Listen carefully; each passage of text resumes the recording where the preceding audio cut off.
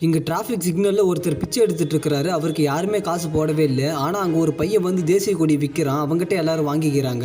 ஏன்னா அன்னைக்கு ஜனவரி 26 ரிபப்ளிக் டே. அதனால அவனால நிறைய கொடி விற்க முடிஞ்சது. அது மூலமா நிறைய காசும் சம்பாதிக்கிறான். அவன் நிறைய காசு சம்பாரிச்சது அந்த பிச்சைக்காரர் உட்காந்து பார்த்துக்கிட்டே இருக்கிறாரு. அப்புறம் அவன் எப்பயும் போல நைட் எல்லா காசையும் எடுத்துக்கிட்டு வீட்டுக்கு போற வழியில அந்த பிச்சைக்காரர் அவனை வழிமறிச்சு அடிச்சு அவங்க கிட்ட இருக்க எல்லா காசையும் புடுங்கிடுறாரு. அப்புறம் அவன் சோகமா அழுதுகிட்டே வீட்டுக்கு போறான். அங்க போனா அவங்க அப்பா வீட்டுல பயங்கரமா அவனை திட்டுறாங்க. காசு இல்லாம உனக்கு சோறும் போட முடியாது, ஒன்னும் போட முடியாதுன்னு. அது மட்டும் இல்லாம நான் வீட்டை விட்டு அடிச்சு விரட்டவும் செய்யறாங்க. உங்க அப்பா காசு இல்லாம வீட்டுக்கு வராதுன்னு. அந்த பையன் பசியில் என்ன பண்றதுன்னு தெரியாம ரோட்டு கடை நின்று வேடிக்கை பார்க்கறான். அதுக்கப்புறம் கொஞ்ச நேரம் கழிச்சு அந்த குப்பைக்கு நடுவில் போய் தேட ஆரம்பிக்கிறேன், ஏதாவது சாப்பாடு கிடைக்குமான்னு. ஆனா அவனுக்கு கிடைச்சது சாப்பாடு இல்ல, நம்ம தேசிய கொடி. அந்த கொடியை நல்லா கழுவி சுத்தம் பண்ணி அடுத்த நாள் காலையில கொண்டு போய் அதே சிக்னல்ல விற்க செய்யறான். ஆனா நேத்து வாங்கின மாதிரி அடுத்த நாள் காலையில யாரும் அந்த கொடியை வாங்கவே இல்லை. எல்லாரும் அந்த பையனை பார்த்து சிரிச்சாங்க. என்னடா இன்னைக்கு வந்து கொடி விற்கிறா அப்படின்னு சொல்லிட்டு. அப்போதான் அந்த பையனுக்கு புரிஞ்சது நம்ம தேசிய கொடியோட மதிப்பு என்னன்னு. சரி, இதை பத்தி நீங்க என்ன நினைக்கிறீங்க அப்படின்னு மறக்காம கமெண்ட்ஸ்